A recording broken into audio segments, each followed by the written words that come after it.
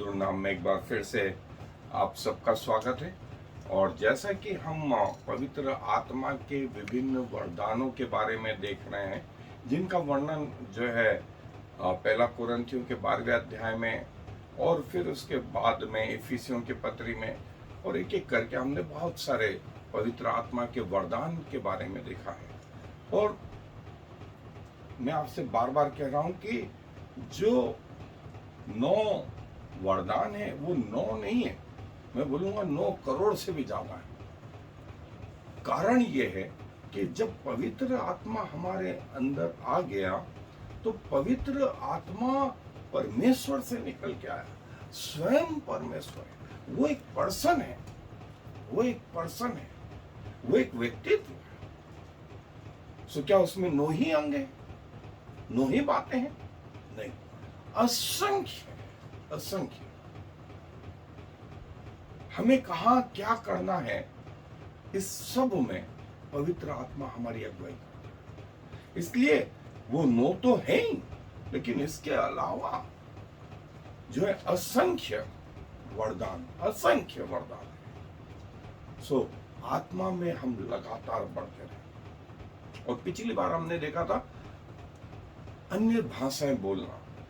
सो उसके साथ उसका एक और वरदान है, अन्य भाषा बोले तो उसका अनुवाद भी करना जाने। यदि हम अन्य भाषाएं बोलते रहें और कोई अनुवाद ही नहीं करें तो मालूम कैसे पड़ेगा कि इसका मतलब क्या है, इसका मतलब क्या है? क्योंकि अन्य भाषा बोलने वाले को खुद को नहीं मालूम है कि इसमें इस जो वो भाषा बोल रहा है उसका क्या अर्थ है। उसको खुद को नहीं मालूम है इसका क्या अर्थ है, लेकिन आत्मा आत्मा से आनंदित है। वो आनंद उसको महसूस हो रहा है, वो मुंह से उच्चार रहा है, लेकिन ब्रेन को नहीं मालूम है कि वो उसका मतलब क्या है, उसका मतलब क्या है। और देखिए बाइबल इस विषय में स्पष्ट भी करती है। सो मेरे साथ निकालें पहला कुरिन्थियों 14वां अध्याय, पहला कुरिन्थियों 14वां अध्याय मैं पद 1 से आगे पढ़ रहा हूं, और हम थोड़ा सा रुक रुक कर देखते जाएंगे और फिर हमारे अध्ययन को आगे भी जारी रखेंगे। प्रेम का अनुकरण करो और आत्मिक वरदानों की धुन में रहो, विशेष करके यह कि भविष्यवाणी करो, क्योंकि जो अन्य भाषा में बातें करता है वो मनुष्य से नहीं परंतु परमेश्वर से बातें करता है, इसलिए कि उसकी कोई नहीं समझता। अन्य भाषा को कोई नहीं समझता क्योंकि वह भेद की बातें आत्मा में होकर बोलता है। अब वो परमेश्वर के मन की बातें, जो भेद की बातें हैं, वो बता तो रहा है, लेकिन स्थिति क्या है? वो इससे ज्यादा पौलुस बोलता है, इससे ज्यादा मैं ये चाहता हूं कि लोग भविष्यवाणी करें। भविष्यवाणी मतलब प्रकाशित वाक्य में आया है परमेश्वर की गवाही रखना, परमेश्वर के वचन को बताना। भविष्यवाणी की आत्मा है, भविष्यवाणी की आत्मा है। सो तीसरी आयत में लिखा, जो भविष्यवाणी करता है वो मनुष्यों से उन्नति और उपदेश और शांति की बातें कहता है, भविष्यवाणी से। और जो अन्य भाषा में बातें करता है वो अपनी ही उन्नति करता है, परंतु जो भविष्यवाणी करता है वो कलीसिया की उन्नति करता है। मैं चाहता हूं कि तुम सब अन्य भाषाओं में बातें करो, परंतु अधिकतर यह चाहता हूं कि भविष्यवाणी करो, क्योंकि यदि अन्य भाषाएं बोलने वाला कलीसिया की उन्नति के लिए अनुवाद न करे तो भविष्यवाणी करने वाला उससे बढ़कर है। इसलिए हे भाइयों, यदि मैं तुम्हारे पास आकर अन्य भाषाओं में बातें करूं और प्रकाश या ज्ञान या भविष्यवाणी या उपदेश की बातें तुमसे ना कहूं तो मुझसे तुम्हें क्या लाभ होगा? इसी प्रकार यदि निर्जीव वस्तुएं भी जिनसे ध्वनि निकलती है, जैसे बांसुरी या बीन, यदि उनके स्वरों में भेद ना हो तो जो फूका या बजाया जाता है वो क्यों कर पहचाना जाए? हम उसको बेसुरा कहते हैं। यदि इंस्ट्रूमेंट सही ढंग से राग न निकालें, सुर न निकालें तो हम उसे बेसुरा कहते हैं। वैसे ही यदि अन्य भाषाएं बोल रहे हैं और उसका मतलब नहीं मालूम है, सो उससे बेहतर है भविष्यवाणी। और वो क्या बोलता है, यदि तुरी का शब्द साफ ना हो तो कौन लड़ाई के लिए तैयारी करेगा। ऐसे तुम भी यदि जीभ के साफ साफ बातें ना कहो तो जो कुछ कहा जाता है वो क्यों कर समझा जाएगा। तुम तो हवा से बातें करने वाले ठहरोगे। जगत में कितनी ही प्रकार की भाषाएं क्यों ना हो, परंतु उनमें से कोई भी बिना अर्थ की ना होगी। इसलिए यदि मैं किसी भाषा का अर्थ ना समझूं तो बोलने वाले की दृष्टि में परदेसी ठहरूंगा और बोलने वाला मेरे दृष्टि में परदेसी ठहरेगा। इसलिए तुम भी जब आत्मिक वरदानों के धूम में हो तो ऐसा प्रयत्न करो कि तुम्हारे वरदानों की उन्नति से कलीसिया की उन्नति। देखिए, हर वरदान से, जैसा मैंने कहा, किसकी उन्नति हो, कलीसिया की उन्नति। इस कारण जो अन्य भाषा बोले तो वह प्रार्थना करे कि उसका अनुवाद भी कर सके। इसलिए यदि मैं अन्य भाषा में प्रार्थना करूं तो मेरी आत्मा प्रार्थना करती, परंतु मेरी बुद्धि काम नहीं देती। मेरे ब्रेन को मालूम ही नहीं पड़ता कि मैं बोल क्या रहा हूं, उसका अर्थ क्या है। तो क्या करना चाहिए, मैं आत्मा से भी प्रार्थना करूंगा, बुद्धि से भी प्रार्थना करूंगा। मैं आत्मा से गाऊंगा और बुद्धि से भी गाऊंगा। नहीं तो यदि तू आत्मा ही से धन्यवाद करेगा तो फिर अज्ञानी तेरे धन्यवाद पर आमीन क्यों कर कहेगा, इसलिए कि वह तो नहीं जानता कि तू क्या कहता है। तू तो भली भांति से धन्यवाद करता है, परंतु दूसरे की उन्नति नहीं होती। मैं अपने परमेश्वर का धन्यवाद करता हूं कि मैं तुम सबसे अधिक अन्य भाषा में बोलता हूं। पौलुस बोलता है, मैं परमेश्वर का धन्यवाद करता हूं कि तुम लोग जितने हो उनसे ज्यादा भाषा में जानता हूं। लेकिन वो उसको बोलता है कंक्लूड करके, परंतु कलीसिया में अन्य भाषा में 10,000 बातें कहने से मुझे और भी अच्छा जान पड़ता है कि औरों के सिखाने के लिए बुद्धि से 5 ही बातें। 10,000 बातें करने से जीवन परिवर्तन जिससे हो वो 5 बातें ही काफी है।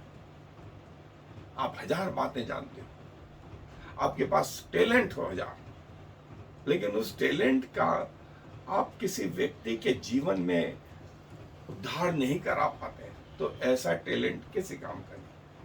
वो टैलेंट आपके साथ भी खत्म हो जाएगा। दुनिया में कितने लोग आए और कितने चले गए,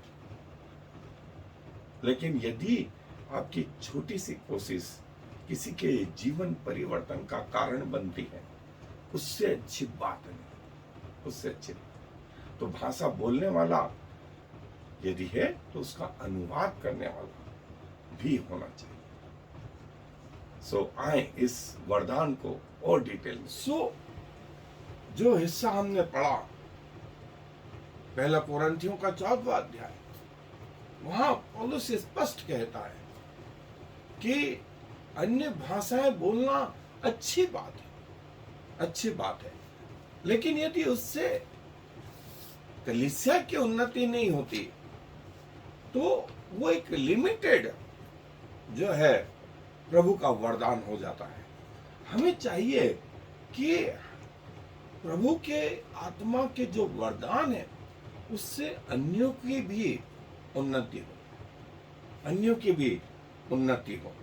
और जो है, इसीलिए वो बोलता है जो अन्य भाषाएं जानता है उसे ये कोशिश करना चाहिए कि वो उसका अनुवाद भी कर सके, क्योंकि अन्य भाषा बोलते समय उस व्यक्ति का ब्रेन, उसको मालूम ही नहीं रहता कि वो क्या बोल रहा है, क्या बोल रहा है।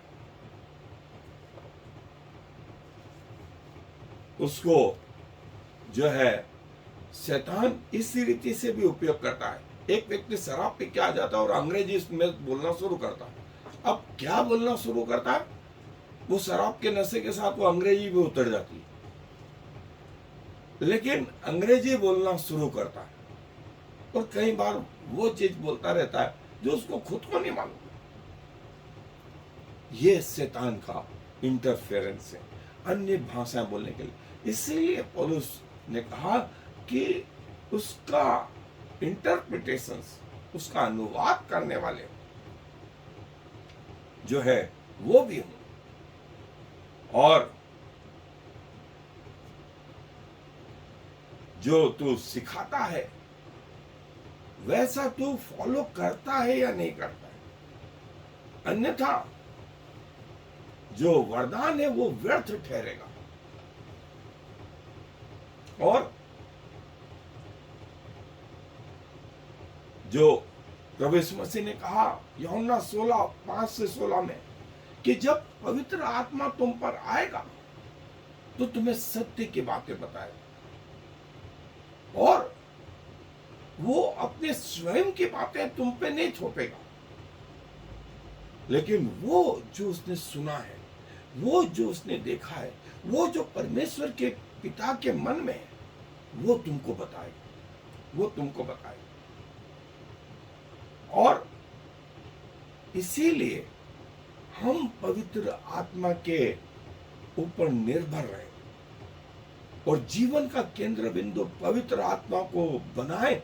जीवन में कभी धोखा नहीं होगा, जीवन में कभी धोखा नहीं होगा। शैतान जितने भी अटैक करेगा उसको सबसे पहले पवित्र आत्मा फेस करेगा और फिर आप तक आने देगा। और जो शब्द, जो मन की बातें, जो विचार जो आपके जीवन से निकलेंगे वे सब पवित्र आत्मा और क्रूस की सामर्थ्य से फिल्टर होकर के बाहर जाएंगे।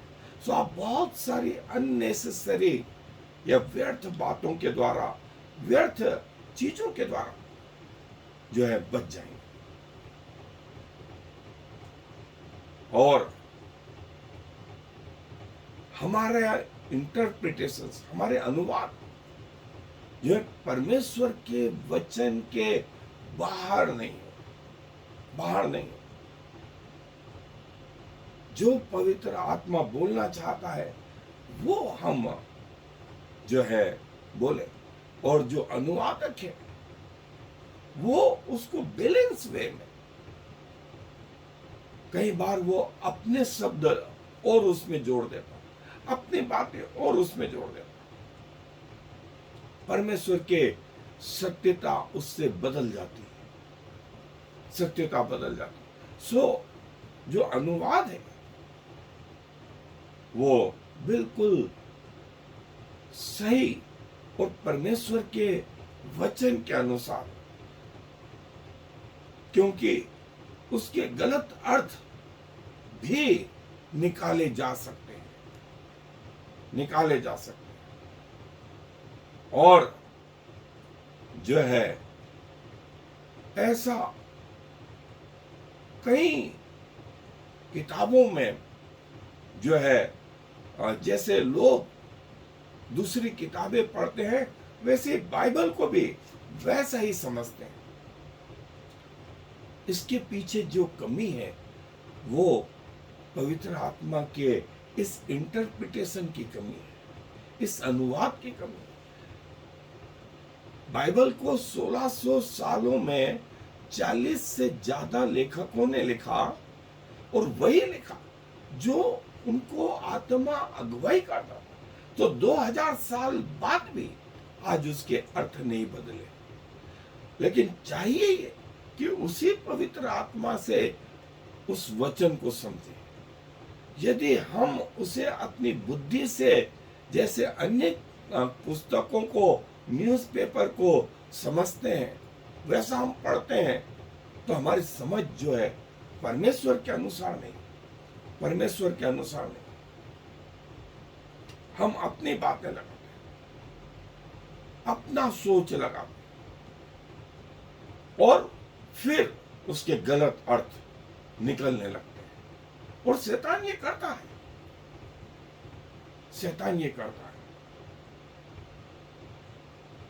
पौलुस तीमुथियुस को बोलते हुए ये लिखता है कि हर पुस्तक पवित्र आत्मा के द्वारा उभारे जाकर के लोगों ने लिखी। 1600 सालों 40 अन्य अन्य व्यक्तियों ने, और अब अंत के समय में प्रभु ने कहा कि उसी आत्मा के द्वारा वो अपने रहस्यों को अपने लोगों पर प्रकट करे। ये साधारण पुस्तक नहीं है, ये जीवनदायक पुस्तक, जीवनदायक पुस्तक। उसी रीति से जो है अन्य भाषा के यदि सही व्याख्या नहीं हो तो जो जीवनदायक है वो मरणदायक हो जाए या वो करप्ट हो जाए। और ऐसा हो रहा है, ऐसा हो रहा है। बाइबल को कितने लोग जो है उस अवस्था में नहीं समझ पाते जिस अवस्था में उसको, जिस परिस्थितियों में जिस आत्मा ने उसको लिखवाया, उस आत्मा के बगैर वो उसको समझना चाहते हैं। और यहां तकलीफ वाली बात है।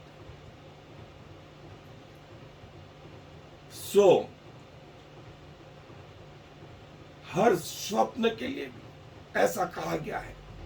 यूसुफ, दानियल जो है ये परमेश्वर के लोग जो है परमेश्वर की आत्मा के द्वारा उभारे जाकर के जो परमेश्वर चाहता था वैसा लोगों पर प्रकट करते थे।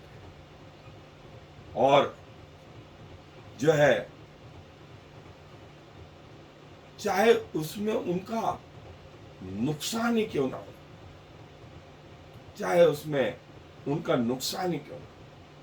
यिर्मयाह ने कितनी बार परमेश्वर का वचन कहा, लोगों ने, राजा ने उसको एक गिलास पानी और एक रोटी दी पूरे दिन भर में, उसको कुएं में डाल दिया। उसने कहा मुझे मार डालो तो मार डालो, लेकिन परमेश्वर का वचन तो यही है, यही है।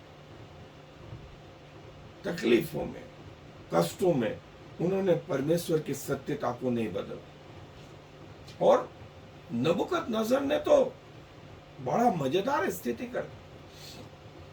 उसने ये चैलेंज रखा कि मेरा स्वप्न भी बताओ, तब जाके उसका अर्थ भी बताना। सब लोगों ने कहा पहले सपना तो बताए। बोलो हाँ, पहले तुम ही सपना बताओगे कि मैंने देखा क्या है, और तब उसका अर्थ बताना। सारे ज्योतिषी फेल हो गए, सारे भविष्यवक्ता फेल हो गए, लेकिन प्रभु का दास दानियल खड़ा हुआ। उसने राजा को उसका सपना भी बताया और उसका अर्थ भी बताया। ये है परमेश्वर की आत्मा, ये है परमेश्वर की आत्मा। जो अनुवादक है, जो अनुवादक है वो परमेश्वर की आत्मा के साथ में। और परमेश्वर जो है ऐसे अनुवादक को खड़ा करता है। ये एक आत्मा का वरदान है। पवित्र आत्मा चाहता है कि उसकी सहायता से उसके वचन और उसकी बातों को समझा जाए। और यहाँ दुनियावी लोग और प्रभु के लोग में भी बड़ा फर्क है। दुनिया के लोग प्रभु के वचन को वैसा पढ़ते हैं जैसा साधारण किताब, और वैसे ही उसके अर्थ लगाने की कोशिश भी करते हैं। और मैं आपको बता दूं, वे इसमें 100% फेल है। लेकिन परमेश्वर के इसी वचन को परमेश्वर के आत्मा के द्वारा समझने में 100% सक्सेस है, 100% सक्सेस। अन्य भाषाएं बोलना और फिर उनका उसी आत्मा के द्वारा अनुवाद करना। पौलुस पहला कुरिन्थियों 14वें अध्याय 13वीं आयत में यही कहता, आत्मा का अनुवाद, उन अन्य भाषाओं का अनुवाद परमेश्वर के अनुसार, परमेश्वर के अनुसार। एक अनुवाद जो क्वेश्चन मार्क उत्पन्न करता है और एक जो प्रकाश देता है। बगैर परमेश्वर की आत्मा के अनुवाद ऐसा कर देता है, प्रभु मुझे बता कि तू क्या चाहता है, तेरे इच्छा मेरे जीवन से पूरी हो। और ये वो इंटरप्रिटेशन ऑफ टंग है, आत्मा का अनुवाद के जो है प्रभु अपने लोगों को बताना चाहता है अपने बारे में, अपने वचन के बारे में, आने वाले बातों के बारे में, बशर्त कि हम प्रभु पे निर्भर रहें और प्रभु के वचन को वैसा जाने जैसा स्वयं प्रभु चाहता है। पवित्र आत्मा जो ऊपर से आया, पृथ्वी की बातों को जो है पृथ्वी पर इस वचन को उसने दिया, उसी की सहायता से हम उसी के मर्म को जान सकते हैं।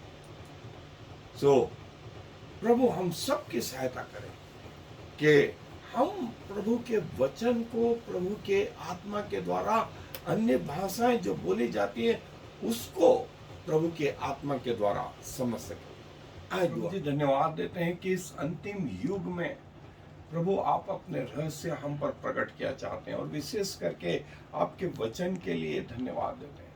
और प्रभु आप चाहते हैं कि आत्मा की अगुवाई में जो है न सिर्फ भाषाओं का अनुवाद, लेकिन आत्मा की अगुवाई में हमारे जीवन का संचालन, आपके वचन का भी इंटरप्रिटेशन हो, जो है आपकी आत्मा की अगुवाई से हो। और प्रभु हम इस क्षेत्र में कई बार कमजोर पाए जाते हैं, हमारे लोग कमजोर पाए जाते हैं। प्रभु हम ईमानदारी से इस बात को एक्सेप्ट करते हैं और चाहते हैं प्रभु इन कमियों को, इन घटियों को आपकी आत्मा के द्वारा पूरा करें। प्रभु आत्मा के अनुवाद की हम में क्षमता प्रदान करें, जो आप हमारे दिल में काम करते हैं वो हम सही रीति से समझने भी पाए और न सिर्फ अपना जीवन वरन उससे कलीसिया का जीवन और आपके नाम की महिमा हो, क्योंकि इस विनती को प्रभु यीशु मसीह के नाम से मांग लेते हैं, आमीन। और फिर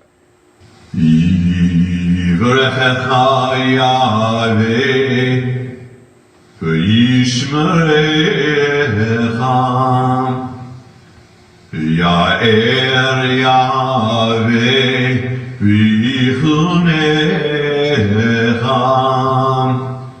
Yisa Yahweh panav alecha v'yasem